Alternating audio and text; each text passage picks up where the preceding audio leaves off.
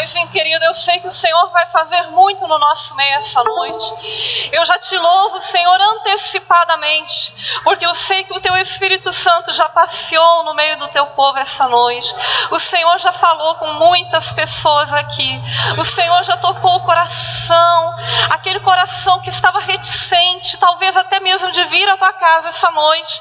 O Senhor já tocou. Eu peço agora, Espírito Santo de Deus, na autoridade do nome de Jesus, completa a tua obra, leva a cabo essa noite, Senhor, e faz toda a reforma que precisa no nosso meio, no nome de Jesus. Amém.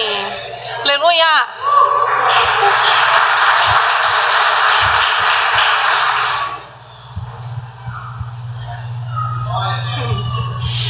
Então, irmãos, é um privilégio muito grande, como nós dissemos antes, de estar aqui com os irmãos.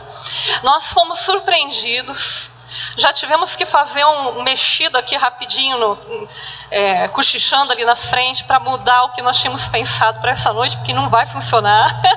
O Senhor tinha outra coisa. Amém? Mas eu queria dizer para você que no nosso coração, o Senhor não mudou. No meu não, imagino que no teu também não mudou a direção. Porque, irmãos, nós vivemos um ano muito estranho. Esse ano não foi um ano fácil. Embora aqueles que tiveram o contato com a doença ou até perderam um ente querido por conta da doença esse ano, eu peço perdão, você vai compreender o que eu quero dizer aqui, né? Embora esse ano tenha sido um ano muito bom para nós, né? Porque o Senhor tinha coisas para falar conosco. Mas para Ele poder falar, Ele precisou fazer uma bagunça muito grande. E nós tivemos um ano totalmente diferente e foi um ano difícil. Às vezes, como crentes, e o Silvano vai estar introduzindo daqui a pouco a palavra do Senhor nessa direção, porque foi isso que o Espírito Santo colocou no nosso coração, tanto no meu quanto no dele, a respeito de que nós, como crentes, somos muito bons em negar a dificuldade, em fazer de conta que não está tão difícil. Às vezes fazemos até na boa intenção, né? Naquela intenção de dizer: quem é do Senhor não desanima não, quem é do Senhor levanta a cabeça e vai em frente, vai adiante, né? E de certa forma nós precisamos sim desse ímpeto no nosso coração, mas nós não podemos negar nada. Negar nunca é um bom caminho. Quando a gente diz: não tem nada tão sério acontecendo, não foi tão diferente para mim assim, não, eu passei de boa esse ano. Se você passou de boa esse ano, parabéns para você. Porque eu digo que alguns de nós fomos levados para dentro de casa, né? Eu sou professora, então mesmo que eu quisesse ir trabalhar fora de casa, eu não pude, eu tive que trabalhar dentro de casa.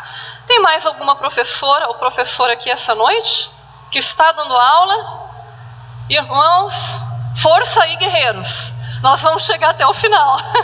Amém? Não foi brincadeira, né? Não foi brincadeira, não está sendo. Vamos terminar o ano aí, o desafio foi muito sério. Coisas que às vezes nós evitávamos lidar, como os problemas das famílias, né? Porque eu falo, na escola, na sala de aula, vem tudo aquilo que está acontecendo na sociedade, vem para dentro da sala de aula, né? A gente às vezes, dribla a situação, faz de conta que não veio, esse ano não deu. Nós tivemos que ver, a realidade, a dificuldade que as famílias vivem, que as pessoas enfrentam, fomos chamados a compreender. Não, quem quis ser muito durão, não tem que ser assim, né? Porque cada um viveu uma situação diferente. Nós tivemos que quebrar muitos paradigmas que tínhamos e ver que as coisas estavam diferentes. Então, foi um ano, de fato, desafiador. E nós não podemos nos iludir que nós vamos virar a chave do dia 31 de dezembro e entrar no dia 1º de janeiro com tudo diferente, ou então tudo como era antes. Porque nós ainda vamos sofrer os efeitos socialmente e pessoalmente também. Então, mesmo aquele que não foi levado para dentro de casa, como eu fui levado para dentro de casa, mas que continuou, trabalhando no seu local de trabalho presencialmente, mesmo essas pessoas tiveram um impacto, muito forte do que foi essa pandemia. Porque quem de nós não ficou assustado? Quem de nós não temeu pela vida de um idoso? Pai, a mãe, o vizinho, o parente, o tio, o avô? Quem de nós não ficou inseguro o rumo que a economia ia tomar? Eu vou ter meu emprego, eu não vou ter meu emprego, por quanto tempo eu tenho? Talvez agora nós estamos chegando no final do ano já um pouco mais tranquilos nesse quesito, mas nós sofremos com essas coisas, sofremos com essas preocupações. E além disso fomos bombardeados pela televisão, pela mídia, as notícias, tanto que nós chegamos no final do ano dizendo: eu não sei mais no que acreditar, porque não interessa mais se é a emissora A, se é a emissora B. A emissora G, é claro que não dá para ouvir, mas a gente percebe que todas as notícias são manipuladas, todas têm fim político, todas as decisões, pastor Heitor, como nós conversávamos hoje à tarde. Então nós não sabemos mais nada. Você acha que isso não faz nada com você? Que isso não faz nada com a sua cabeça? Se você pensa isso, você está equivocado, porque isso mexeu com a gente e ainda está mexendo. E a igreja de Jesus, ela precisa voltar, ela precisa ser lembrada do que é essencial, qual é o rumo, qual é o caminho que ela tomou. Nós precisamos ser lembrados que nós estamos na estrada que vai para Nova Jerusalém. Nós temos um caminho muito claro para seguir. Nós precisamos ser lembrados que o principal não está aqui nessa terra, mas que a maneira como nós vivemos aqui determina quantos nós vamos levar junto conosco nessa jornada. Então é um momento em que a igreja precisa retomar o seu chamado, seu chamado de ir por todo mundo, fazer discípulos de todas as nações, agarrar, reassumir, porque eu acho que nós deixamos de lado, e isso é antes da pandemia. Nós andamos deixando de lado o nosso chamado, retomar, mas isso não significa necessariamente que você já sabe como é que faz isso, porque agora o mundo ficou diferente, nós vamos precisar reaprender. E o Senhor, Ele está mexendo com a igreja dele, porque tudo que for muito fixo, muito certinho, um esquema muito prontinho, o Senhor vai derrubar. Para nós está muito claro, Ele quer espontaneidade, pessoas que ouçam a voz do Espírito e ajam de acordo com aquilo que a intimidade com o Senhor está tocando no seu coração, pessoas que estejam prontas para fazer as coisas de um jeito diferente, para conversar com as pessoas de um jeito diferente, e também, irmãos, para se entender, compreender tudo que passa dentro de si também de um jeito diferente. Eu tive uma experiência durante esse ano, em alguns momentos muito boa, em alguns momentos não foi bom. Eu passei por uma experiência em que eu fui lembrada de diversas situações da minha vida. Não sei se alguém aqui compartilhou dessa experiência. Eu revivi, era como se eu lembrasse exatamente o lugar, o cheiro do lugar, o momento que eu passei, tanto de situações muito ruins, que eu já achava que tinha esquecido, como de coisas muito boas. E eu comecei a perguntar para o Senhor por que isso está acontecendo comigo. Eu até li alguma coisa, ouvi dizer que foi algo normal, de certa forma, por conta de toda essa mexida que eu falei com vocês. O mundo que nós conhecíamos, ele de repente balançou.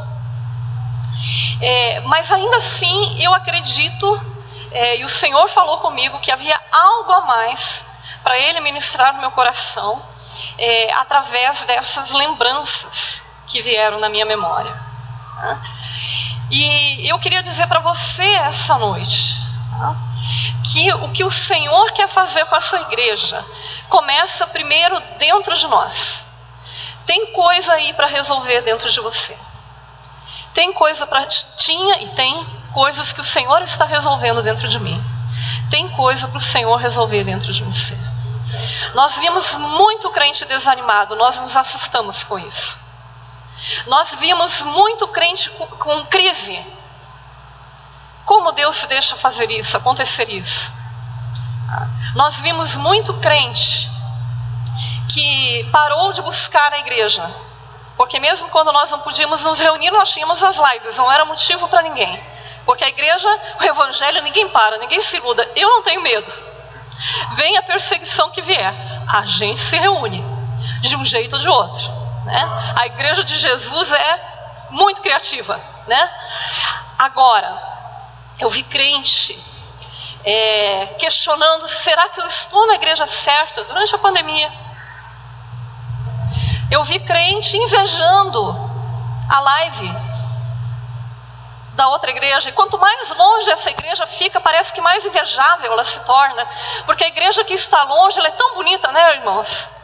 Tem luz bonita, tem tapete bonito no chão. A igreja que está longe, o pastor fala bonito, o pastor sorri quando prega, né? É tão legal. E a igreja que está perto, ela incomoda a gente. Se a sua igreja não incomoda você, aí você pode pensar que está no lugar errado, porque a igreja incomoda a gente.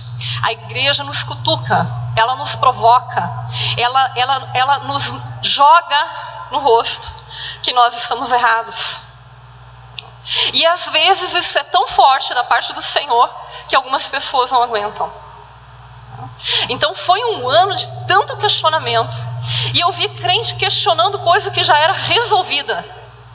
Isso é pecado? Isso não é pecado? Vocês não imaginam o número de áudios que a gente recebeu e respondeu nessa pandemia, de perguntas. E eu pensei, puxa vida, os irmãos estão com muito tempo sobrando, né? Porque estão fazendo cada pergunta do arco da velha, né? E embora todos nós temos o direito de termos perguntas e questionamentos, né? O que eu estou querendo dizer não é o questionamento. Para nós o questionamento foi um sintoma de que algo estava acontecendo com os nossos corações, através da nossa mente, do nosso pensamento. Foi um indicativo, acendeu uma luz amarela, né, lá em casa, nas nossas conversas. Tem alguma coisa acontecendo, né? Os irmãos estão confusos. Por que eles estão confusos? Então o que vocês vão ouvir essa noite, né, principalmente através da palavra do pastor Silvano, o que vocês vão ouvir é um pouco do que o Senhor falou conosco. O Senhor tem nos dado resposta. O que está errado? O que está nos deixando confusos, né? E nós queremos dividir isso com vocês essa noite, amém? E eu vou falar pouquinho, eu vou parar. Glória a Deus. Irmãos, nós vamos ministrar o tempo todo assim, tá bom? A gente vai ficar trocando aqui, né? A Cristiane fala um pouco, eu falo um pouco. Então se prepare, porque essa noite pode ir longe. Amém? E isso também foi uma experiência trazida aí nos pensamentos da Cristiane, especialmente. Ela partilhou até essa memória, ela partilhou na vinda aqui para Guia Lopes da Laguna. Uma das. E eu e a Cristiane, nós concluímos o nosso estudo e nós nos preparamos para o ministério no finalzinho do ano de 99. Então, entrando em 2000, a gente foi encaminhado para um lugar para fazer um estágio, uma espécie de estágio, né? Nós saímos do Rio Grande do Sul, fomos para Rondônia, demos um salto, né, de 3.000 quilômetros. Nós que tínhamos nascido, crescido no Rio Grande do Sul, a gente foi conhecer os ares do norte, e foi um tempo muito especial. Mas nós tivemos uma experiência assim muito marcante, na verdade, antes de irmos para lá. Quando você está se preparando para o ministério, acredito que tem muitos irmãos aqui que em alguma medida passam por essa experiência, seja para um ministério local, seja para um ministério longe de casa, seja um campo missionário. A gente começa a observar tudo ao redor. E nós, na ocasião, a gente observava muito como eram os ministérios de casais, de pastores. Como nós estávamos projetando, né, um ministério como casal, só que existiam muitos modelos diferentes, e alguns deles, inclusive dentro da própria igreja onde nós pastoreávamos, entendiam que era possível um casal ter um ministério junto, mas separado. Deixa eu explicar, né? É que os dois estivessem vamos pegar o pastor Heitor e a pastora Terezinha, fossem pastores aqui em Guialopes da Laguna, mas o pastor Heitor dissesse: não, essas questões aqui elas são minhas, eu conduzo do jeito que eu acho interessante, e a Terezinha teria um outro volume de atividades, e não, isso aqui é comigo, eu conduzo do meu jeito. E se discursava que isso era pacífico, que dava para ser. Mas nós, na verdade, fomos despertados na fé numa igreja, na verdade, com uma outra mentalidade, uma igreja em que o pastor e a pastora caminhavam junto, a pegada deles era junto, um era intercessor do outro, enquanto um pregava, o outro orava, enquanto um fazia uma visita, o outro ficava em casa intercedendo, enfim, o movimento sempre era na mesma direção.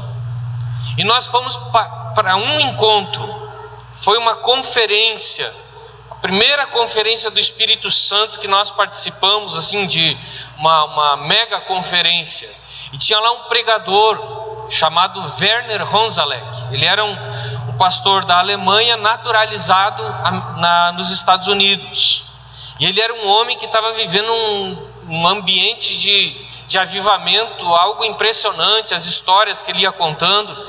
E num determinado momento ele nos chamou, todos os pastores e estudantes e quem estava se preparando para o ministério, ele chamou todos à frente, porque ele queria orar, ele tinha uma palavra para entregar para cada um. E eram muitos, acho que quase 100 pastores, né, ou mais. E ficou aquela fila enorme e nós ficamos, né, eu sempre meio tímido, né, fui indo devagar para frente e acabamos ficando lá no final da fila. Nós éramos, eu acho que penúltimo casal, alguma coisa assim.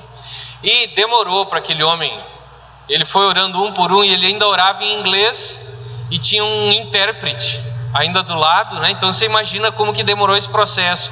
Orava, o intérprete ia explicando para quem estava recebendo a oração, alguns entendiam inglês, outros não, nós entendíamos pouquíssima coisa, mas chegou o momento que ele veio orar conosco. E ele começou a orar, nós ficamos na frente dele, o intérprete do lado, e ele começou a orar. Ele era um homem meia estatura, não vou dizer baixinho, né? Baixinho eu vou pegar pesado demais com ele. Era meia estatura, mas era menor do que eu. E ele começou a orar comigo e com a Cristiane, e ele parou a oração. Ficou um clima estranho, nós ficamos nos olhando, o que aconteceu? Ele olhou para nós, olhou para o intérprete e disse assim: esse casal aqui está brigado. O intérprete, nosso amigo, na verdade até olhou: vocês estão brigados? Está acontecendo alguma coisa com vocês? E ele disse, e nós dissemos: que a gente saiba não é para ter nada, né? E ele simplesmente na nossa frente estendeu a mão e começou a pular, e ele dizia assim: together, together, together, together, together. E ele não parava de gritar. Sabe o que é together? Juntos. Juntos. E ele ministrou isso, e na hora, amados, que ele falou isso, nós dois voamos para trás, algo nos empurrou com uma força, e nós caímos no chão. E depois, só quando nós levantamos, nós fomos conversar. Eu tinha ido para frente, a minha pergunta era: Senhor, nosso ministério é separado ou é junto? E a Cristiane tinha feito a mesma oração: Senhor, nosso ministério é separado ou é junto? A resposta veio daquele homem. E para nós foi a primeira experiência mais profunda, mais marcante de como Deus sabe o que se passa no nosso coração, como Deus conhece como nós estamos. E eu queria dizer algo para você hoje à noite, de que muitas coisas junto do pastor Heitor aí nós conversamos sobre situações, experiências, ocasiões, né, que se passaram do início do ano até aqui. Algumas dores que a gente vai vivendo, dores de parto no ministério pastoral, porque a gente vai vendo irmãos muito fortes, muito poderosos, com muito propósito de Deus, que vão enfraquecendo, que vão diminuindo a bateria. Nós vamos vendo as coisas acontecer e essas coisas vão perturbando o coração. A gente vai para o altar. Pastor Heitor, você pode ter certeza, orou muito pela vida de cada um dos líderes dessa igreja nessa temporada. Esse período de pandemia, né, que para alguns foi um período que algumas coisas de fato mudaram, diminuiu o ritmo. No ministério pastoral, irmãos, eu posso dizer com toda certeza para você, aumentou. Por porque o Senhor nos chamou a atenção de que nós estávamos justificando falta de tempo para orar de fato, incisivamente pela vida da igreja, e Deus disse: então está aqui o tempo que vocês precisam, e nos colocou para orar, nos acordou de madrugada, nos chamou para oração à tarde, de manhã, quando a gente menos esperava. A minha experiência foi essa, do pouco que eu pude ir conversando, com o Heitor aí em discipulados. A gente tem 1 hora por semana, a gente extrapola um pouco isso, Heitor? Às vezes vai para 2, o meu discípulo posterior ao do Heitor já reclamou, porque ele fica tentando ligar, e aí o Heitor ainda está no telefone, mas porque nós temos necessidade de partilhar esses desafios. E a grande questão é que no meio disso também o Senhor foi falando a nós que essa necessidade que nós conseguimos suprir, conversando um com o outro, muitos irmãos não conseguem. Muitos não conseguem. E é por isso que muito desânimo vem vindo sobre a vida dos irmãos. Os impedimentos, os decretos, eu não sei tudo o que aconteceu aqui, Jardim Bonito, Guia Lopes, Dourados. Nós chegamos a passar um período de quase 3 meses com decreto de que a igreja poderia reunir, na verdade reunir não, poderia durante 1 hora por semana fazer uma live, 50 minutos. Que ataque do inimigo, que ataque! Nós percebemos a nossa fragilidade, e nós entendemos, irmãos, que essa noite é uma noite que Deus quer fazer desse lugar aqui uma clínica. Deus quer tratar corações, amém? Eu quero orar contigo antes de nós darmos continuidade. Feche teus olhos, assim como você está, mas permita agora o Senhor Ele expor o teu coração. Se nesse tempo, nesse período, quase 1 ano se passando, você sentiu dores, você se sentiu chateado, você se sentiu abatido, deixa o Senhor externar isso em você. Talvez você foi alguém que pensou em desistir da igreja, talvez você até desistiu da igreja durante um tempo. Hoje à noite o Senhor te trouxe aqui. Então fala para Deus, diga: Senhor, o Senhor sabe as dores que eu senti. O Senhor sabe, Pai amado, os dramas que eu vivi. O Senhor sabe quantas vezes eu me senti chateado. Pensei que deveriam ter feito mais visitas na minha casa.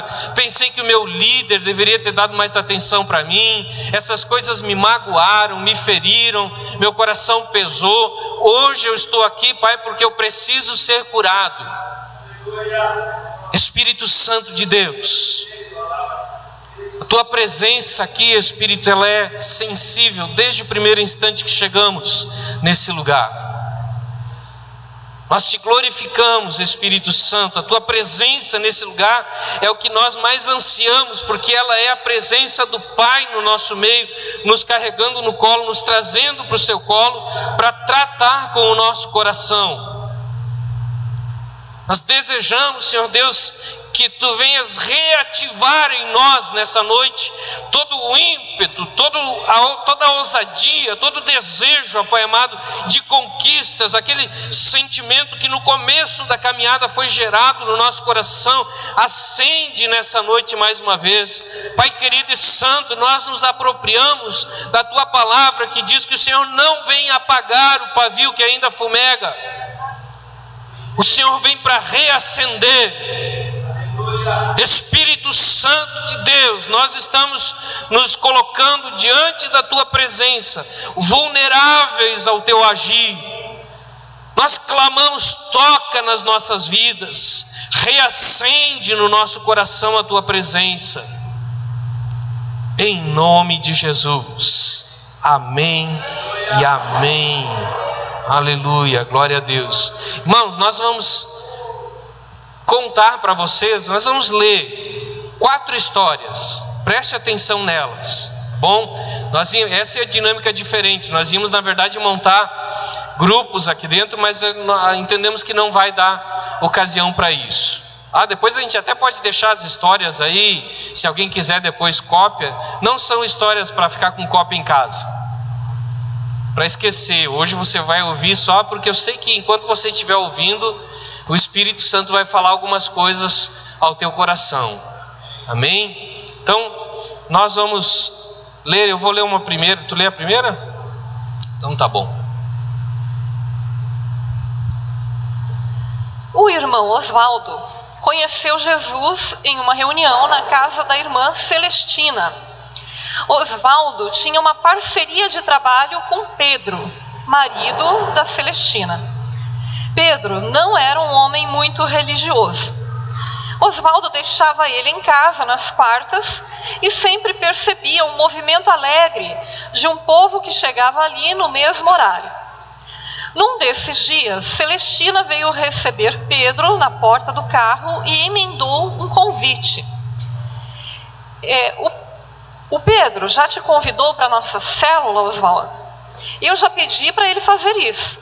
Se não fez, eu estou fazendo agora. Bom, o resultado foi a conversão de Osvaldo. Como, entretanto, era um homem ansioso, nem esperou amadurecer a ideia e já começou a insistir com uma dessas reuniões em sua própria casa. O líder da rede da irmã Celestina hesitou um pouco, mas sob a tutela da irmã, liberou. A célula do Osvaldo foi muito bem até a terceira multiplicação. Até ali, o entusiasmo fez a coisa acontecer. Mas como Osvaldo nunca aprendeu direito o caminho da oração, quando as coisas mudaram, ele foi logo desanimando. Não tinha mais pique para acompanhar as células que haviam sido geradas. Uma a uma foram fechando. A primeira a multiplicar pediu que trocassem sua liderança. Não demorou para que Osvaldo ficasse magoado. E sem abrir o jogo sobre o seu desânimo, ele fechou a sua célula também. Hoje, ele participa só dos cultos de domingo. Amém.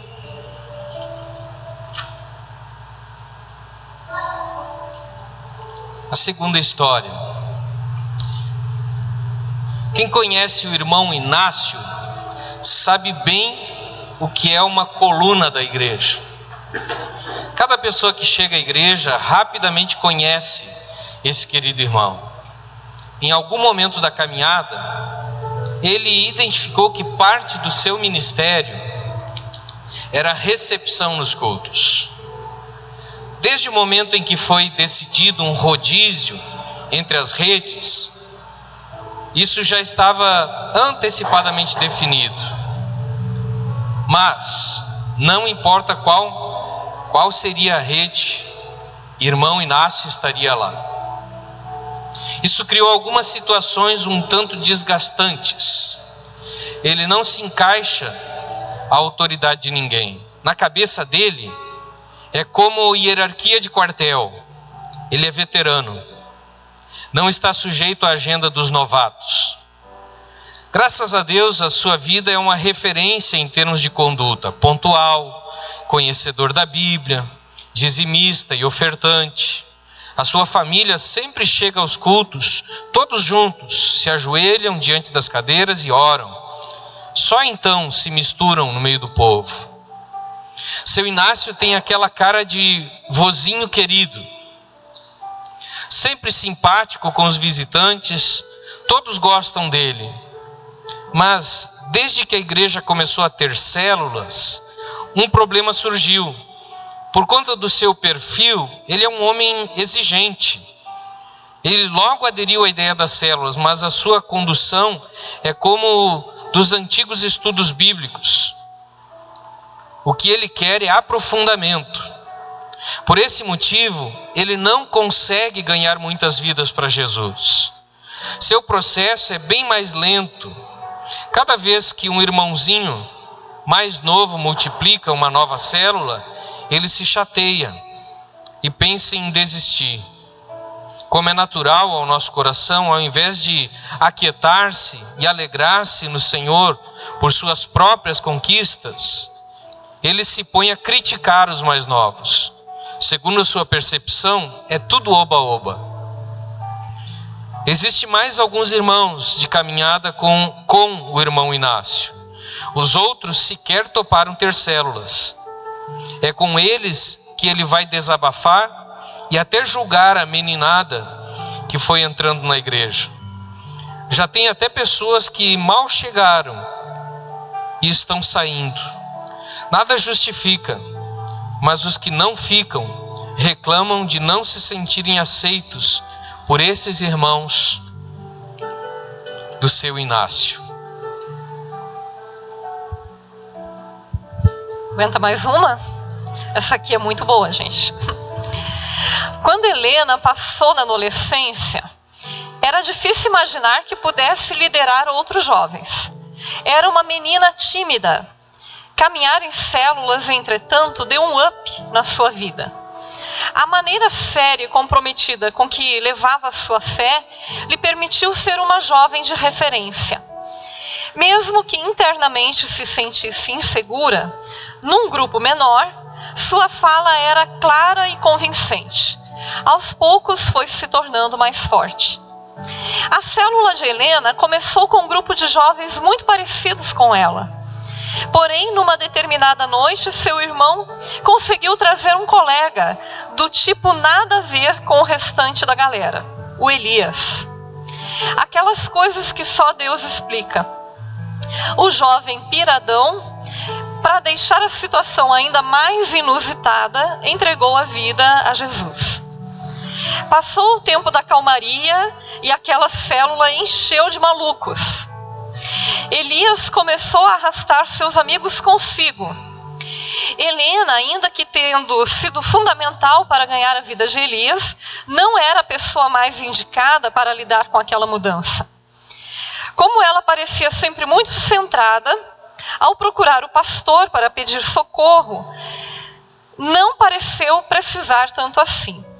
O pastor acabou por não oferecer ajuda, nem sequer orientação. Afinal, ele confiava muito na sua jovem líder. Como Helena, até ali, vivera uma vida bastante pacata, ao contrário de acalmar aquela meninada, teve vontade de conhecer o outro lado. Pelo fato de não ter recebido ajuda quando procurou, Helena agora decidiu não expor mais suas novas experiências. Sua célula perdeu o foco.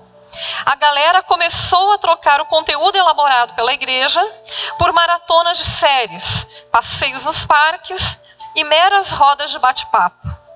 A célula da Helena não parou, mas a maioria dos jovens nem vão aos cultos. Tornou-se apenas o ponto de encontro da galera. Última história. Ricardo é um jovem muito próspero ministerialmente. Ele é um daqueles jovens empolgantes, muito carismático, fala muito bem e é um motivador em potencial. Qualquer outro jovem em quem ele encosta, logo é alcançado pelo Evangelho. Se falarmos de dons, Ricardo, sem dúvida alguma, é um evangelista. Tem várias habilidades e desde que conheceu Jesus está engajado com o ministério de louvor. Também foi um dos primeiros líderes de célula entre os jovens. Sua célula já passou de 7 multiplicações. Enfim, até aqui não aconteceram grandes dificuldades e, ao que tudo indica, seus discípulos também cresceram e demonstram ter recebido seu DNA. Ainda que tudo pareça tão bom, Ricardo lida com um forte drama de consciência. A sua luta pessoal é com a pornografia. Por esse motivo, todas as suas conquistas não são capazes de aliviar o seu coração. Como ele acredita ser o único a viver tal pecado, mesmo com toda a sua extroversão, não consegue abrir o coração. Ricardo lidera a rede jovem. Seu discipulador é o pastor. Já houveram muitas confissões, mas essa é muito constrangedora. Seu medo é perder sua imagem de jovem modelo. Ele se sente confortável e até honrado como discípulo do pastor, mas E se isso vazar? O grande drama é que pecado não confessado impede a cura. Com isso, Ricardo sequer consegue desfrutar da alegria das suas conquistas no Senhor. A situação está ficando insustentável para esse jovem, embora, do lado de fora, tudo pareça ir muito bem. Nem dá para dizer amém quando encerra essas histórias, né? Possível dizer amém. São 4 histórias, irmãos. Eu creio que hoje, se eu tivesse feito um apelo antecipado aí para o pastor Heitor e ele tivesse pedido junto da igreja, talvez teríamos muitas outras folhas contando histórias semelhantes. Quando nós adotamos como igreja um modelo de célula, um dos princípios que motivou o nosso coração foi exatamente o fato de que a célula, ela nos coloca dentro de uma dimensão, de uma perspectiva de proximidade de cada pessoa muito maior do que a experiência de um culto como esse que nós estamos hoje à noite. Um modelo de igreja, né, com cultos, nós podemos fazer grandes eventos. Eu já pastoreei igreja, né, com um grande volume de pessoas e nós fazíamos muitos eventos. Um dos últimos, alguns irmãos daqui chegaram até a participar, nós conseguimos trazer um pregador lá da Colômbia para vir aqui para o Brasil. Fizemos um movimento, foi bênção de Deus, muitas coisas ali foram tremendas. Nós vimos curas acontecendo, nós vimos pessoas entregando a vida para Jesus, nós também vimos os lados escusos, coisas que acontecem nos bastidores de grandes eventos que nos envergonham, na verdade, como igreja, né? Brigas de poder, de pessoas que querem aparecer mais diante das outras, mas num volume grande, tudo isso fica dissolvido no ambiente da igreja. E as dores particulares, as dores individuais, por vezes elas passam anos sem serem tratadas. Anos. Como eu pastoreei igreja em outro modelo antes de praticar um modelo de células, de discipulado 1 a 1, eu poderia falar para vocês de líderes que eu liderei, que eram líderes de referência na igreja, mas que viviam lutas terríveis em casa, por conta de pensamentos não tratados, impureza na mente, por conta de conflitos no casamento que não eram possíveis de serem expostos, porque isso seria muito vergonhoso para um líder da igreja, que os demais ficassem sabendo que ele e a esposa não conseguem ter um bom relacionamento, desde as questões mais íntimas, e que são as que nós geralmente mais ocultamos, mas nos ferem profundamente. Olha a história que eu contei aqui do jovem, que vivia o drama da pornografia, mas tinha vergonha de dizer, porque na cabeça dele pensava: eu devo ser o pior crente que existe, devo ser o pior ser humano que existe. Mas de repente, dentro do próprio modelo de célula, diferente do nosso propósito, eu digo assim, nosso como pastores, igualmente nós vamos vivendo, né? Precisamos sempre tratar de novo, porque vai surgindo aquele sentimento de que nós precisamos mostrar a todos o quanto nós somos fortes. É aquele líder que deveria saber que ele pode procurar o pastor como seu discipulador ou o seu líder de rede para abrir o coração, falar de um pecado, falar de uma tentação, falar de um drama que ele está vivendo, falar de um sentimento que ele está vivendo de angústia. Ele não faz isso porque vai parecer muito feio que outros saibam que ele está passando por isso. E infelizmente, dentro do próprio modelo que tem por alvo quebrar com isso, nós, pastores, acabamos lidando com histórias de pessoas que de repente elas somem da comunhão. De repente nós não vemos mais elas, não estão, foram saindo pela tangente devagarinho, e quando nós vamos saber, aquela pessoa ficou magoada por alguma situação lá na festa das células, porque ela se dedicou, fez um esforço para trazer alguma apresentação ou cartaz da sua célula e ela queria que de repente um determinado irmão justamente viesse lá e fizesse para ela um elogio e aquele irmão não fez. E aquilo é suficiente. E aí entra o detalhe daquilo que nós queremos abordar nessa noite. Que nós de repente achamos que as nossas crises, elas são por um determinado ponto, por um lugar específico, uma situação onde algo aconteceu. Aquele encontro que o irmão não elogiou meu trabalho, aquela noite que o pastor não honrou a minha participação, aquela célula que determinado irmão não me deu uma boa noite. Mas na verdade, amados, essa situação, ela é, pegando a figura que nós colocamos nessa palavra, o pavio que ainda fumega. Você sabe quando tem aniversário, as crianças gostam que a gente consiga aquelas velas que ficam acendendo de novo, não tem assim? Aqui também acontece isso, né? Que você vai lá sopra e acende de novo, e quanto mais vezes acender, melhor. Mas não tem sempre ou uma criança ou um adulto que vai ficando incomodado com o negócio, que de repente ele vai lá e faz assim, ó. Não é assim? Chega desse negócio. E muitas vezes, meu querido irmão, a situação que você acha assim que foi a situação que foi o problema, ela só foi o problema porque ela foi esse irmãozinho ou essa irmãzinha que... Mas você já estava fumegando há muito tempo. Você já estava enfraquecido há muito tempo.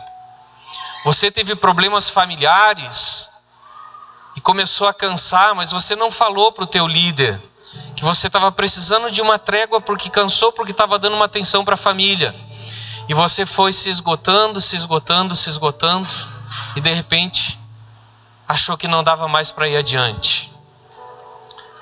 Você estava vivendo uma outra situação, era um tempo novo na sua casa, estava construindo a casa, estava numa correria, desesperado, tempo de pandemia, mais complicado ainda, e você foi cansando, mas você não abriu o coração para ninguém, porque você não queria passar pelo constrangimento de dizer que você estava cansado.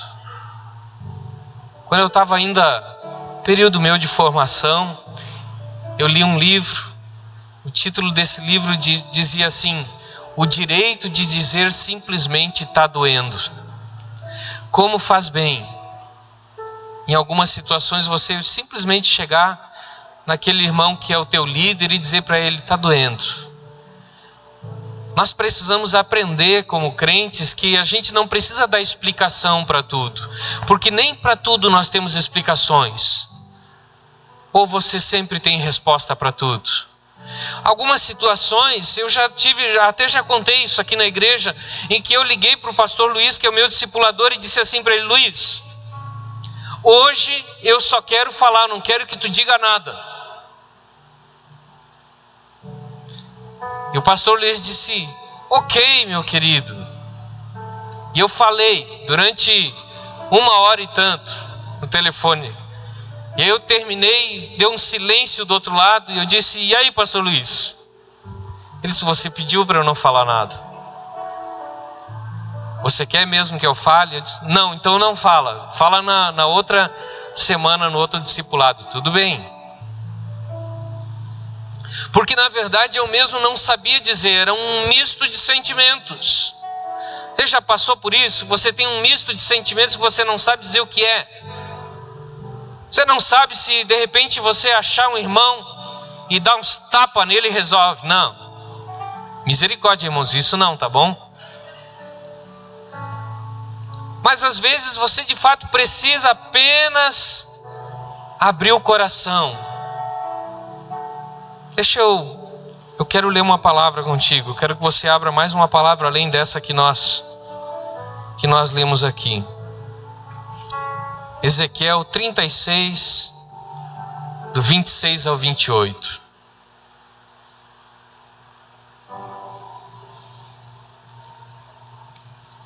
Ezequiel 36, do 26 ao 28.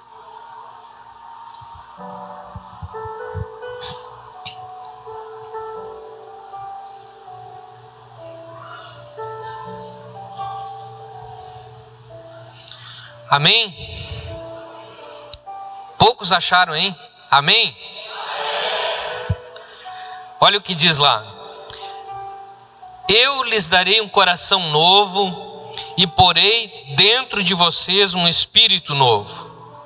Tirarei de vocês o coração de pedra e lhes darei um coração de carne. Porei dentro de vocês o meu espírito e farei com que andem nos meus estatutos. Guardem e observem os meus juízos. Vocês habitarão na terra que eu dei aos seus pais. Vocês serão o meu povo e eu serei o seu Deus. Aleluia. Irmãos, vamos começar com esse negócio do check-up de uma vez. Amém? Quando a gente vai fazer check-up, quem já fez, né? Tem irmãos que a gente vai avançando a idade e começa a se preocupar mais com esse negócio de check-up. Você precisa fazer exames com maior frequência. Alguns que a gente quer ver de longe. Não precisamos entrar em detalhes, né? Mas é uma necessidade fazer check-up. Por que é uma necessidade? Porque eu e você sabemos olhar para trás. E nós temos na história da nossa família, talvez, pessoas que tão cedo acabaram perdendo a vida ou enfrentando dificuldades terríveis, porque não foram atentos a cuidar da sua saúde. E quando a gente faz um check-up, existem algumas áreas que são observadas. Geralmente, a gente vai parar no médico atrás de fazer check-up, ou vai chegar no médico não atrás de check-up, mas ele vai dizer, pelo amor de Deus, vai logo fazer esse check-up, quando a gente tem problema do coração. Uma das primeiras áreas que nós precisamos atentar é o nosso coração. Quando o profeta dá essa palavra, ele está dizendo, olha, né, Deus ele quer mudar o jeito que nós funcionamos. Porque enquanto nós não temos Deus, o nosso coração, ele vai sendo forjado na ideia de ser um coração de pedra. Nós somos forjados a sermos resistentes, a suportar toda e qualquer situação. Os homens de uma maneira ainda mais pesada, né? Porque eles crescem e o menino ali pequeno, quando ele vai chorar, a primeira coisa é, homem não chora. Engole esse choro. A gente como pai, às vezes porque não quer lidar com o choro da criança, eu me lembro de fazer isso com os meus filhos. Engole esse choro. Chega, não precisa. Está chorando por quê? E nós vivemos isso é uma cultura que é aplicada na nossa vida. Eu e você, sem Jesus, muito possivelmente nós ouvimos esse tipo de coisa. Se nós não ouvimos em casa, nós ouvimos na rua. Se os nossos pais tinham uma outra mentalidade, os nossos amiguinhos não tinham. E quando você chorou na rua por um tombo de bicicleta ou por causa de uma canelada no futebol, os teus amigos não permitiram que você chorasse. A pressão, né, de mostrar a força, a masculinidade. E como as meninas talvez muitas vezes ouviram que elas eram o sexo frágil, elas também aprenderam a criar um sistema que permitisse a elas viverem todo tipo de drama sem demonstrar que elas eram esse tal sexo frágil. E quantas coisas nós guardamos. Se você tem ouvido a televisão, nós vivemos num tempo, um período, né, e o Mato Grosso do Sul, infelizmente, tem um alto índice disso, né, de abuso de meninas em casa, pelos familiares mais próximos. Às vezes o pai, um tio, um avô, um vizinho, e muitas acabam não abrindo o coração, acabam guardando essas dores, acabam tendo vergonha de falar, acabam tendo medo, porque há, né, uma pressão também de amedrontamento, não abrem o coração. Se você olha para a situação hoje, irmãos, nós falamos e vemos assim que o ser humano ele se perverte cada vez mais, mas você pode ter certeza que naquele momento, sem um sistema, na verdade, mais rigoroso, de leis estabelecidas, né? Aquela lei que era vivida, ela era vivida de uma maneira mascarada, também havia muito isso. Um povo gerado, preparado, treinado para ser resistente, forte. Não abre o coração, não fala das tuas dores. E aí Deus está dizendo para aquele povo, dizendo: meu trabalho com vocês, o meu primeiro trabalho, eu vou trocar esse coração. Eu vou trocar. Quando você entregou a vida para Jesus, o Senhor trocou o teu coração. Foi colocado lá um coração de carne. Isso significa, amados irmãos, que o Senhor naquele momento Ele estava dizendo para mim e para você: a partir de agora, você não precisa mais parecer forte. A partir de agora, o teu coração é um coração delicado. O teu coração é um coração que precisa de cuidado. O teu coração é um coração que precisa de palavras de fortalecimento, que precisa de ânimo novo, que precisa experimentar perdão, que precisa experimentar alívio de culpa. Então, o primeiro ponto que você hoje à noite vai, depois quando nós orarmos, você vai trazer de novo no teu pensamento, é como é que está o teu coração? Será que você falou quando deveria ter falado? Ou será que você guardou? Quando o nosso coração vai enfraquecendo, a primeira coisa que acontece, você pode conversar com alguém que teve esse tipo de problema, começa a juntar líquido no pulmão. O coração começa a bater devagar e o pulmão não consegue mais retirar aquele líquido. E aquilo vai inchando. E na medida que vai inchando, o fôlego vai diminuindo. E tem muito crente sem fôlego nos nossos dias. Porque o coração está devagar. E o pulmão está cheio de líquido. Está retendo líquido. Permita o Espírito Santo falar contigo hoje à noite. Às vezes ele está precisando fazer com que você perceba que o teu coração está ferido. Provérbios 4:23 diz: sobre tudo que deves guardar, guarda o teu coração, porque dele procedem as fontes da vida. E realmente, né, o coração ele é responsável por todo o sistema circulatório. Então, de fato, se você chegar no médico, os exames que ele pede para você, boa parte estão relacionados com o sistema circulatório, né? Porque se o sangue para de circular, o corpo sofre. E o nosso coração espiritual não é diferente, né? Se nós não o tratamos, né, para de correr o sangue de Jesus na nossa vida, né, e nós vamos vivendo como enfartados, né? Você vive, mas abaixo, uma subvida da capacidade que o seu corpo tem, né? E aí começa a sofrer pulmão, rins, etc., né? Tem um outro sistema no nosso corpo que serve de modelo aqui para o nosso check-up, que é o sistema digestivo, que é um outro sistema complexo, aquilo que Deus criou na natureza, o que é o corpo humano. Eu não sei como alguém pode crer que não foi Deus que fez, né? Porque é perfeito, é uma coisa interligada com a outra, né?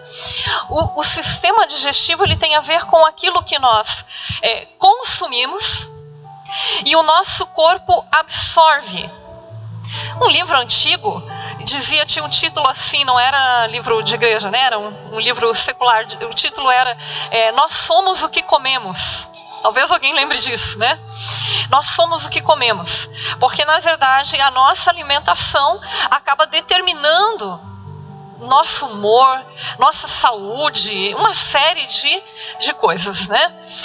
Se nós comemos algo estragado ou consumimos algo em excesso, seja alimento ou seja até mesmo medicamento. Medicamento é bom, faz bem. Se você tomar em excesso, ele pode matar, né? Então, dado a importância que tem o sistema digestivo. E nós pregamos bastante, eu e Silvano, durante esse ano, a respeito da preocupação que os irmãos precisam ter com aquilo que recebem, com o alimento espiritual que se permitem receber. Então, alguma vez os irmãos perguntaram assim: pastores, então vocês não querem mais que a gente assista live nenhuma de outra igreja? É quase isso. É quase isso, amém? A gente disse o seguinte num determinado momento: você tome cuidado com tudo que você está deixando entrar. Eu me refiro às lives porque a gente tinha um acesso aí irrestrito, né? Mesmo quem continuou trabalhando, como eu mencionei, à noite tinha mais tempo livre, as células ficaram fechadas durante um bom tempo, né? Então, o povo começou a assistir, e aí qualquer um que falasse em nome de Deus tinha audiência. E alguns tinham mais audiência do que outros. E algumas vezes nós vimos coisas na internet que nós não aprovaríamos. Não batia, era em nome de Deus? Era. Mas não batia com o entendimento que nós temos da palavra. E mesmo, irmãos, que faça sentido naquele determinado contexto, na doutrina daquela determinada igreja, e lá funcione daquela maneira, ainda assim pode trazer algo indigesto para a sua vida espiritual, porque não tem a ver com o corpo no qual você congrega. É uma palavra para lá, não é uma palavra para cá. Então, por isso que nós priorizamos e insistimos com os irmãos: não saia assistindo de tudo. Assista aquilo que o seu pastor já mencionou, aquele que ele já disse: olha, o fulano dá para ouvir, né? Aquele que ele já citou um livro aqui na pregação e disse: olha, esse pastor, a maneira que ele entende, eu também entendo, né? Nesse sistema digestivo do nosso corpo tem um órgão que é muito importante. Não, a maioria de nós tem dois, né? Que são os rins. Porque os rins, eles fazem uma filtragem. Eles filtram as impurezas. E aí nós precisamos lembrar, né? E geralmente nós só vamos dar valor para um rim quando nós temos problema nele, né? Porque senão é um órgão que passa despercebido. Ele está ali e nós não... Dificilmente hoje, talvez um pouco mais, alguém se preocupe: minha alimentação, eu não posso sobrecarregar os meus rins. Mas até um tempo atrás ninguém falava de rim, né? Porque a gente esquece da importância que tem, né? Nós cumprirmos aquilo que a palavra nos pede: julgai todas as coisas e retende o que é bom.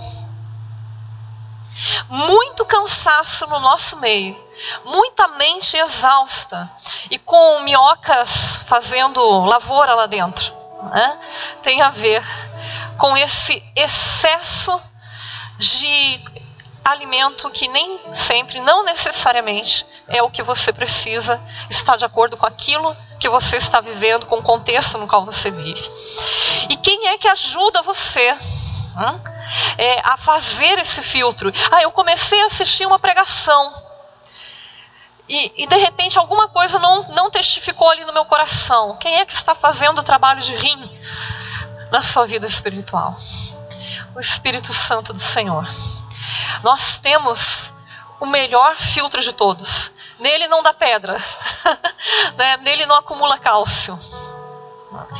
Nós precisamos estar constantemente buscando intimidade com o Senhor. Essa é a palavra para nós encerrarmos esse ano: intimidade com o Senhor, intimidade com o Senhor. Aquele que anda assim com o Espírito Santo, ele reconhece o fogo estranho, como fala a palavra, mais rapidamente. E isso é muito importante nos tempos que nós estamos vivendo. Amém? Aleluia. O salmista, amados, ele diz assim que o farto pisa o favo de mel, mas ao que tem fome até o amargo é doce. Do que essa palavra está falando, né? Porque quando você deixa o teu rim atulhado de toxina, ele não consegue mais fazer o serviço dele. O rim que tiver cheio, todo intoxicado, já era. Não passa mais nada, é que nem filtro de carro, filtro de gasolina de carro. Agora, você sabe qual é que é uma receita simples que um médico dá para você limpar o seu rim? Água. Diz para mim assim, o que na palavra de Deus fala com você sobre água? O Espírito Santo de Deus. Se encha, se abasteça do Espírito Santo. Teu rim vai ficar limpinho, rim espiritual. Amém? Vai ficar limpinho. Bênção pura, vai filtrar tudo. Você vai abrir uma live e vai ver, isso aqui não é de Deus. Está amarrado. Vai fechar na hora. Terceira área que precisa passar por um check-up é a nossa estrutura óssea. Hoje, cada vez mais, né, nós temos visto assim, por uma série de fatores da nossa má condução, da nossa saúde, da nossa alimentação, excesso de refrigerantes, de açúcares, nós temos hoje muitas pessoas chegando à sua velhice com sérios problemas ósseos. Nós estamos alugando um prédio novo lá em Dourados essa semana. Nós entregamos o nosso prédio durante a pandemia, né? Estamos alugando agora essa semana. E eu tive um contato com o proprietário. E aí eu mandei um recado para ele pedindo alguns dados. E ele me mandou um áudio de volta exaltado. Eu pensei, pronto, acabou a nossa possibilidade de alugar o prédio. Ele falou, o que você está fazendo tantas exigências e não sei. E eu só tinha pedido o nome e o RG dele. E aí eu fiquei, meu Deus, o que aconteceu? Aí fui lá conversar com ele no outro dia de manhã. Cheguei lá, ele estava envergonhado, disse, me perdoa, me desculpa, ele é aquilo que não existe, irmãos. Ele falando para mim, né? Ele disse para mim que ele é um crente desviado. Ou você é crente ou você é desviado, tá? Não existe as duas coisas. Mas ele falando para mim, por isso ainda pensei, poxa, um homem que quando eu ouvi ele falando, né? Quando a gente ouve que alguém está desviado, já aguça aquele sentimento, vamos ganhar ele para Jesus de volta. E aí ele disse, não, é que a minha mãe ontem, ele disse, subiu numa cadeira, foi fazer algum serviço em casa, mexer num armário e quebrou cadeira de plástico. Ela caiu, né? E aquele momento que o pastor, que o irmão, ele falou, me mandou a mensagem, eu estava cabeça cheia vendo o que eu fazia para correr para médico e tal. Eu perguntei que idade tinha tua mãe. Ele falou 81. Subindo numa cadeira de plástico, né? Mas muitas pessoas acabam tendo. Isso é estrutura. Agora, o que o Espírito Santo, o que Deus precisa fazer em nós, ou como é que eu enxergo esse negócio de estrutura na minha vida? Eu e você precisamos ter estruturas sólidas ao nosso redor. Eu preciso ter a solidez do casamento. Uma esposa que possa ser uma coluna da casa junto comigo. Que possa dar segurança de que a minha casa caminha bem. Por isso eu posso me dedicar para o ministério. Por isso eu posso cuidar de uma célula. Por isso eu posso cuidar de pessoas. Porque se eu não estou vivendo bem, a Bíblia diz para nós, lá no livro de 2 Timóteo, diz que aquele que não cuida bem da sua própria casa não é digno de cuidar da casa do Senhor. Se a tua casa não vai bem e você lidera uma célula, aí sim seja rápido em entregar essa célula. Peça socorro. Vai atrás do pastor, vai atrás do teu líder e diga, olha, eu não posso, a minha casa não vai bem. Eu estou enfrentando um conflito lá com a minha esposa. Eu estou numa crise com os meus filhos. E não é vergonha, amados irmãos, você dizer que você passe por experiências assim. Ou eu vou ficar constrangido de dizer que eu e a Cristiane já nos desentendemos muitas vezes. Muitas. E que muitas vezes nós precisamos demorar para tomar decisões, até que a gente conseguisse alinhar um pensamento, não, é por aqui que nós vamos. Nós temos características diferentes, a gente sai de férias, geralmente esse ano está acontecendo algo diferente. A gente sai de férias, eu quero sair de Dourados e ir até a casa dos nossos pais, a mãe da Cristiane, os meus pais, e eu quero ficar na casa deles, só ficar de uma casa para outra e voltar para Dourados. A Cristiane, na maioria das vezes, ela quer ir para lá, ela quer ir na casa do irmão dela, ela mesma quer ir na casa dos meus irmãos, ela quer visitar alguns amigos, ela quer... todo ano esse negócio de férias, eu pensei até em não tirar férias. Está amarrado.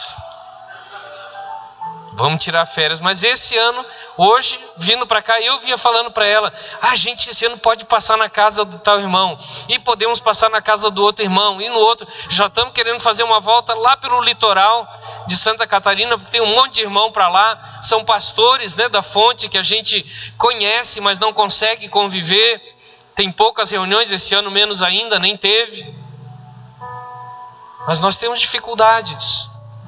E eu já tive também que conversar com o pastor Luiz, dizer, pastor Luiz, eu não estou conseguindo chegar a um consenso com a Cristiane. Pede para Marli convencer ela de que eu estou certo.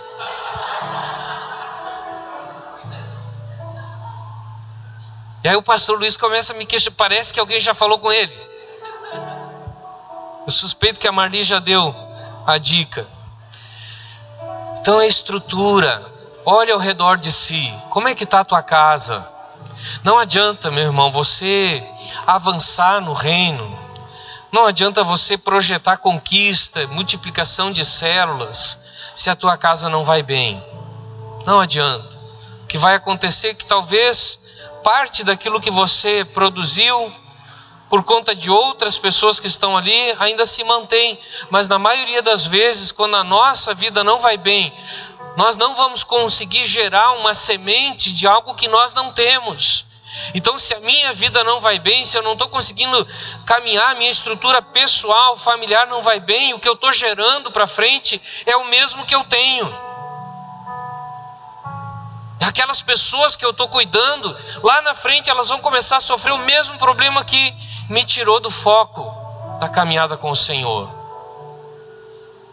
O Senhor Jesus, Ele diz que Ele quer que eu e você venhamos a gerar fruto, e Ele diz assim, fruto que permaneça. Para você gerar um fruto que permaneça, você tem que permanecer. Eu tenho em Dourados, né, se eu vou olhar a história da igreja lá, tenho irmãos que geraram células, que não estão na igreja. As células que eles geraram não existem mais também. Se você quer gerar algo que permaneça, olhe bem para a sua estrutura, para a sua vida em família. Deixa o Senhor falar contigo hoje à noite também. Talvez, meu irmão, hoje você tenha que aproveitar aqui o ambiente da igreja e olhar para o lado e pedir perdão para a tua esposa, porque você tem deixado só ela carregar a célula. Talvez você, esposa, tenha que pedir perdão para o marido, porque quando ele trouxe um discípulo para sua casa, você disse, isso é problema teu. Eu nunca pedi isso. Eu não queria esse negócio. E você tem que dizer, me perdoa. É together. É junto. Amém? Eu lembrei da parábola de Jesus, né? Da casa construída sobre a rocha. Porque quando a família ela traz Jesus para dentro da sua casa, né? Então essa casa fica igual à casa construída sobre a rocha, ela é inabalável, hein? Bem, e um outro ainda sistema do nosso corpo, e é o último que nós queremos tratar com vocês, é um sistema reprodutor. Então eu não vou mais entrar naquele assunto, conotação sexual, sem conotação sexual, ok? Deixa isso para o encontro de casais, né? Mas nós queremos falar do sistema reprodutor, também no sentido espiritual, no sentido de que nós precisamos fazer um check-up quanto à nossa fertilidade espiritual, se nós temos ou não gerado filhos espirituais. E temos sido capazes de gerar esses filhos de maneira saudável. Então, quando nós trazemos vocês aqui para um seminário, né? E jogamos essa chuva de informações, porque vocês ouviram bastante já essa noite, né? Nós precisamos falar que isso tudo, né? A espécie humana, assim como qualquer espécie animal, né? A sobrevivência, ela tem um propósito. O propósito da sobrevivência é a reprodução. É do instinto. Tá? Sobreviver no meio da dificuldade para que se perpetue a espécie. A espécie de crente também. Né? O propósito do Senhor com a restauração das nossas vidas, nosso coração, nosso sistema digestivo, nossa parte óssea, é para que seja gerado vida adiante, vida para frente, vida além. E não tem técnica que nós possamos ensinar, embora a gente até faça um pouco disso na igreja, a gente ensina como dar um testemunho, né? Tem uma parte do discipulado lá, quem já fez os livrinhos de discipulado, que a gente ensina a dar o seu testemunho pessoal, a gente ensina a fazer uma visita, a gente ensina a chamar uma pessoa para a célula, a ser insistente sem ser chato, né? A gente ensina tudo isso, mas não tem técnica que dê certo se você não estiver com os seus sistemas funcionando. Seu coração, o sistema digestivo, que é muito importante, o que eu creio, eu saber no que eu creio, né? E a nossa estrutura como família. Então essas coisas, elas funcionam juntas, coordenadas, para que a gente gere filhos no Senhor. Então eu sei que o assunto é delicado, irmãos, porque às vezes a gente se frustra. Uma mulher que é estéril, é difícil para aquela mulher que não é estéril compreendê-la. Porque nós olhamos e pensamos, mas isso é tão fácil de resolver. Você pega uma criança e cria. Porque olha quanta criança nesse mundo precisa, e isso é fato, isso é verdade. Aliás, isso é nobre. Aliás, ultimamente há um movimento espiritual em que o Senhor tem chamado famílias de cristãos a adotar filhos. Mas ainda assim, lá no coração daquela mulher, há um desejo de ter um filho gerado dentro dela. Parece que é da natureza humana não só ter o filho, pronto já, mas gestá-lo. Viver a experiência de uma vida crescendo dentro de si. Aliás, essa igreja é muito boa nisso, né? Essa igreja, aliás, está passando uma fase tanto, hein? Aleluia! Ano que vem abre uma sala de ministério infantil a mais, né? Porque é algo próprio, nos é próprio, né? A boa notícia é que não há infertilidade espiritual. Todos nós, inclusive os homens, aí não tem fronteira e não tem barreira, né? Todo aquele que anda com o Senhor Jesus, ele é apto a gerar. Então o sistema reprodutor não é só quando eu ganho alguém, mas quando eu começo a orar por alguém, quando o Senhor começa a tocar no meu coração e eu faço as coisas com calma e digo: Senhor, eu quero ganhar aquela pessoa para ti, me ensina o jeito dela, me ensina qual é o caminho dela, porque todo mundo já entendeu que os jeitos não são iguais, né? Nós não ganhamos todos da mesma maneira. A gente fez tudo certinho com determinada pessoa e ela veio primeiro para nós, depois ela veio para a igreja, daí ela chegou para Jesus, né? Aí a gente vai aplicar aquilo que fizemos com outra pessoa e não funciona. Porque digam as mulheres que já tiveram mais do que uma gestação, nenhuma é igual à outra. Então o Senhor, Ele tem um propósito maravilhoso, bonito, né? Quando a gente pensa lá no Jardim do Éden, que Deus podia ter resolvido aquela crise, aquele conflito no coração da Eva, no coração do Adão, e ter mudado o coração deles, para eles só quererem o que era de Deus. Mas o Senhor tomou uma decisão que é uma decisão bonita. Ele disse: eu não quero robôs, eu não quero pessoas geneticamente modificadas prontas para me adorar. Eu quero pessoas que desejem me adorar, que queiram me adorar. Quando Ele decidiu isso lá, né, Ele colocou uma responsabilidade para nós e disse: vocês vão fazer parte desse processo que é me apresentar para uma pessoa que ainda não me conhece. Deus falando: você vai fazer parte de me apresentar para uma pessoa que ainda não me conhece e mostrar para ela quem eu sou, como eu a amo, de maneira que ela me queira, de maneira que ela me deseja, né? Então eu queria dizer para você essa noite: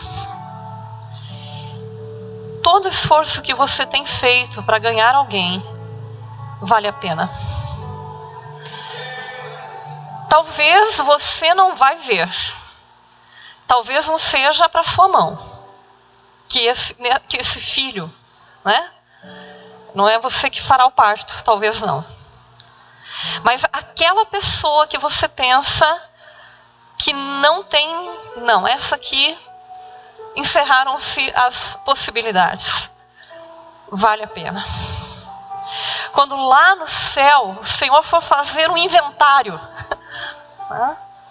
nós vamos ter a alegria de ver pessoas que nós achamos que nós não tínhamos dado conta de ganhar para Jesus. Eu preguei tanto para ela e ela nunca quis. O Senhor tem me levado a orar por pessoas nesse sentido. Eu conheço muitas pessoas, né, por conta da faculdade, por conta da escola, e a gente vai se apegando às pessoas, porque é relacionamento, e crente sabe se relacionar, não é? É o que o Senhor colocou no nosso coração, tem nos ensinado. E a gente vai se apegando com as pessoas, e de repente vai dando uma dor quando a gente pensa que elas não conhecem Jesus. E às vezes dá um desespero quando a gente pensa: Senhor, Jesus voltar, e Ele está voltando, e elas não vão com o Senhor. Às vezes, para controlar a minha ansiedade, né, o Senhor tem usado a seguinte estratégia: Ele tem me feito orar por essas pessoas, e Ele tem me dito: Cris, elas me viram em você. Não que nós sejamos perfeitos, irmãos, esquece. Aliás, quem trabalha com a gente, quem convive no dia a dia, vê mais a imperfeição do que vocês, que só nos veem de vez em quando aqui. Vê a cara amarrada de manhã cedo, vê quando a gente fica contrariado. Ainda assim, elas veem Jesus em nós, elas veem Jesus em você. Mesmo quando elas veem os seus defeitos, porque elas pensam assim: esse cara, essa mulher, com esses problemas todos que tem, e ainda tem uma coisa diferente dentro deles.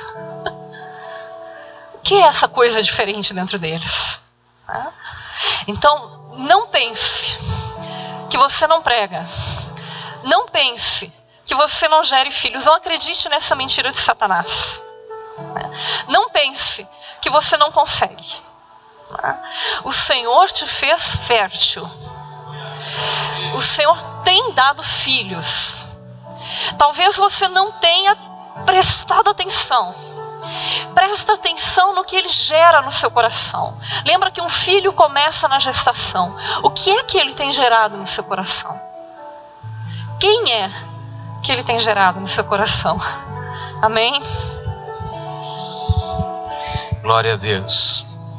Pastor Mário Silveira, ele já esteve aqui, né? Já teve oportunidade de estar com a igreja. E a igreja é lá em Cachoeirinha, no Rio Grande do Sul. Já é hoje uma igreja muito grande, uma igreja que reúne aí no domingo em torno de 700 pessoas, 600, 700 pessoas. E durante o período da pandemia ele decidiu fazer. Começou meio sem um projeto para a pandemia toda. Eu acho que na cabeça dele também era coisa de 1 mês, talvez 2 meses no máximo. Ele começou a todo dia, perto da hora do almoço, fazer uma entrevista com alguma pessoa da igreja. E lá no começo, em determinado dia, ele fez contato conosco. Ele disse: eu queria ter uma conversa com vocês da 1h até as 2h. Um pouco do que foi a vivência de vocês até ir para o ministério. Enfim, né? Foi uma conversa muito bacana, muito preciosa.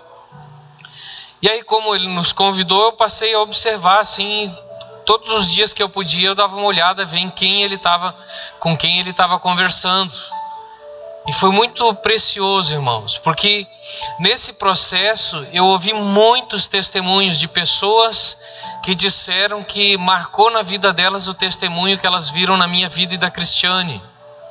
Pessoas que nós nem convivemos na vida da igreja, porque nós saímos bem no momento que a igreja estava expandindo no avivamento. Foi quando nós saímos para o ministério. Então nós não acompanhamos de perto pessoas que nós desconhecemos do convívio, dizendo que foram marcadas por aquilo que nós vivemos. Por que eu falo isso? Para vocês dizer: puxa, o pastor Silvano é pastora Cristiane, então são muito top. Não, para você entender que mesmo que você não perceba, se você é um crente no Senhor, se você é fértil para o Senhor, você vai gerar filhos sem perceber. Há pessoas que estão olhando para a sua vida, estão observando o seu comportamento, estão vendo a sua maneira de agir, de se dedicar à obra, de fazer coisas num simples ato, a sua chegada. Quando você chega aqui na igreja e vem aqui alegremente e demonstra o seu carinho pelo pastor, pela pastora, tem gente olhando para isso. Quando você chega na igreja e lá na frente, lá na porta, igual, né, o irmão Inácio, que entendeu que ele tinha ministério da recepção, e as pessoas observam que o culto está rolando e você está sempre firme ali na porta. Qualquer um que chega, você vai lá e dá um abraço. Agora com cuidado por causa da pandemia, mas que você tem esse coração de acolher pessoas. Alguém está olhando você fazendo isso. Talvez você está chateado porque a única coisa que você faz no meio da igreja é que você vem um pouco antes, ajuda a varrer, a dar uma limpada. Não se iluda, alguém está olhando para isso. Alguém está enxergando. E é nessas coisas que a sua fertilidade vai se manifestando.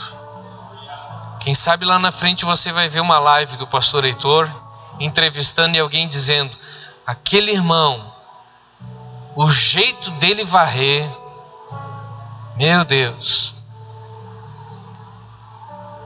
Eu ouvi um testemunho, né, que nós temos do casal que trabalha com casais lá, e que visita a nossa igreja aí uma vez por ano, um retiro, e a esposa dele precisou fazer uma cirurgia.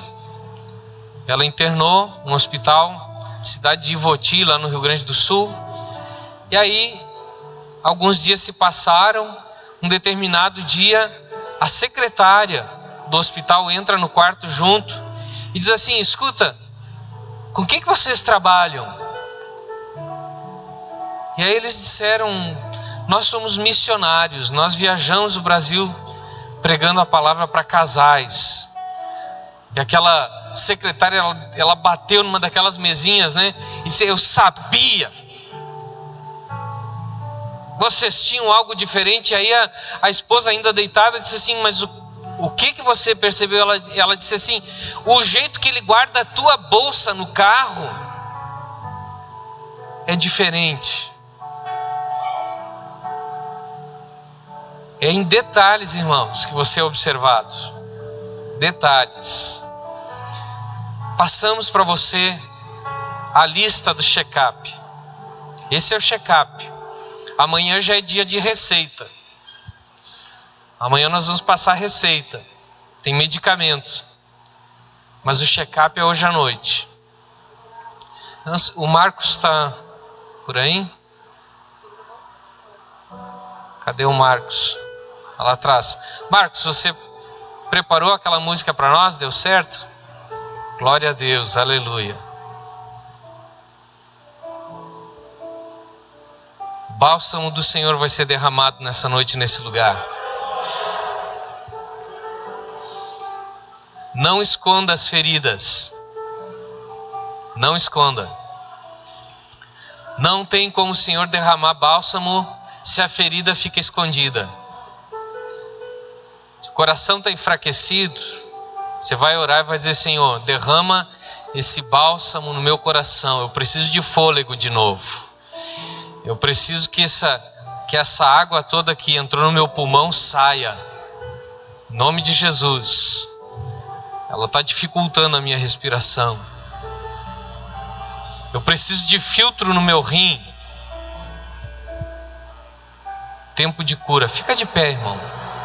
Fica de pé.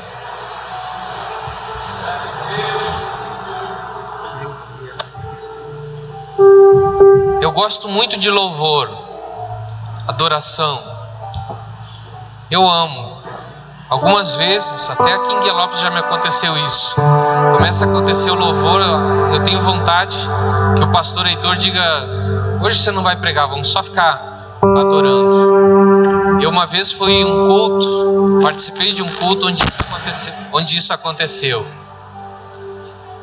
Fui lá no culto para ouvir o pastor pregar e passou 1h30, 2 horas de louvor e adoração e não teve pregação. E eu saí de lá completamente satisfeito. Mas eu digo, amados irmãos, que tem algumas canções e elas são muito bonitas, muito bem compostas.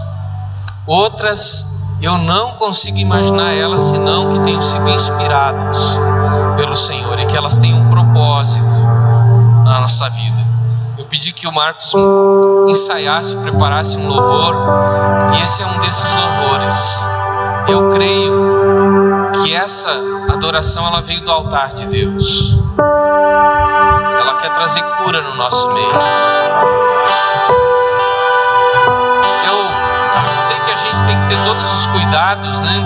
Mas eu queria dizer assim que se você sentir que precisa do derramar do Senhor, sai do teu lugar. Aqui tem bastante espaço, espalha aqui na frente. Se aqui ficar cheio, a gente ocupa o corredor. Vamos com cuidado, né? A gente tem equipamento aqui. E quando você vier, venha com todo cuidado.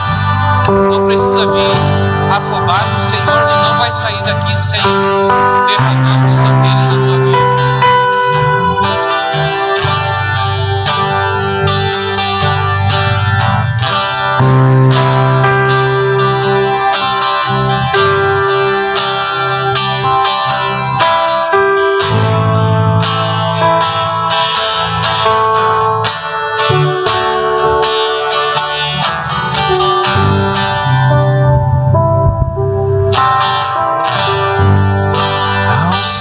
Nesse lugar,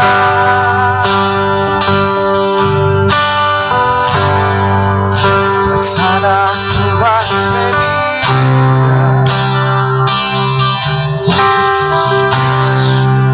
levantar os abatidos, a unguento escolhido, pra curar o interior.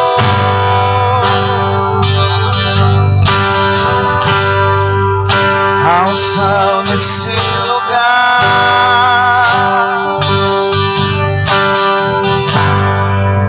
ministrar sobre a cidade,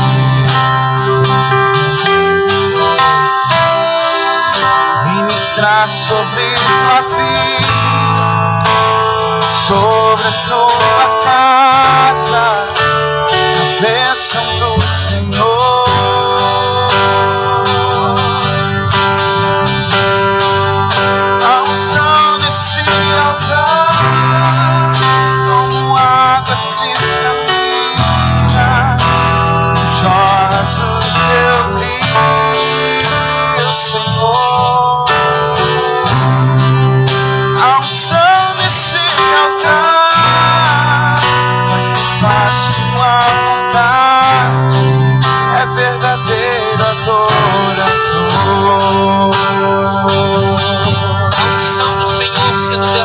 derramada nesse altar. Creia que ela está sendo derramada sobre a tua vida. Receba essa unção. É unção que cura, é unção que restaura. Há anjos do Senhor nesse lugar, irmão. Há anjos do Senhor sobre você nesse instante. Há um cálice que está sendo agora derramado sobre você. Há um vaso do Senhor. Há um óleo sendo derramado. Há unção nesse lugar. Abre os olhos espirituais desse teu povo, Está sobre a cidade. permite que eles vejam, permite que eles contemplem os teus anjos nesse lugar. Eles estão te servindo, eles estão derramando os cântaros da presença Sobre do a Senhor. tua casa, a bênção do Senhor. Mais Espírito Santo, tem coração precisando de cura, Espírito Santo, tem coração que foi mastigado, tem coração que se sentiu ferido, Espírito Santo. Teus rios,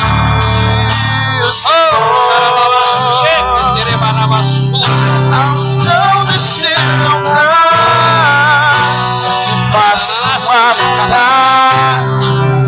Se você está sentado aí porque não conseguiu sair do teu lugar, resistiu, mas você sabe que tem dor, você sabe que passou por aflições, sai do teu lugar e vem aqui na frente. Não perca a oportunidade, não deixe passar, não deixe passar, não resista. Há uma unção para você, há uma unção para a tua vida. O Senhor, Ele derrama a receita dele específica para você, algo que Ele tem para tocar em ti, no teu coração. Ele quer te limpar, Ele quer fazer uma geral na tua vida. Sarar tuas feridas. Expõe as feridas, expõe. Levantar os abatidos. Você precisa chorar, chora. Não tenha nenhum tipo de resistência. Nosso choro, Ele nos lava. O Senhor Jesus diz que bem-aventurados são os que choram, porque serão consolados. Quando você deixa a lágrima sair, você vence essa resistência. O Senhor te dá um abraço nessa noite. O Espírito Santo, Ele te acolhe, te renova.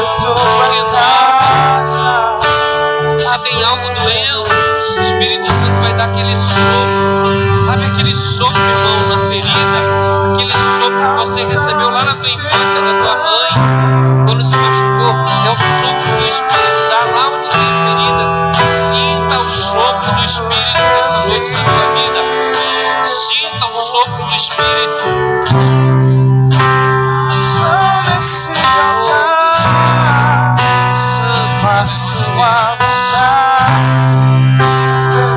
Espírito Santo de Deus, cada homem, cada mulher que está aqui, Espírito Santo, eles são os teus adoradores.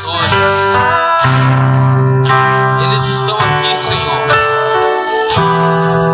porque carecem, precisam desse teu socorro. Eu sei que o teu Espírito, ó Pai, já está tocando nas vidas aqui. Mas eu peço, Senhor Deus, mais da tua unção, mais. Aqui, Espírito, nessa direção, mais.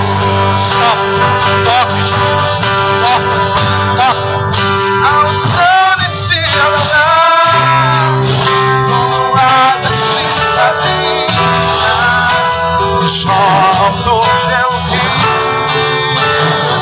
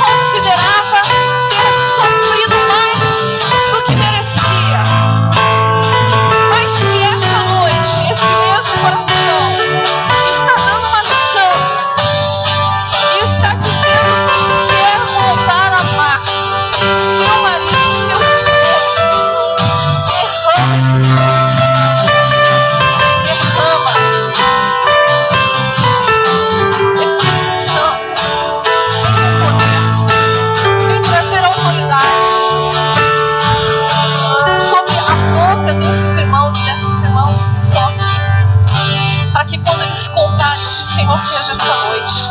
Quando eles derem testemunho e disserem assim: eu nem pensei que ia ter alguma coisa tão diferente lá.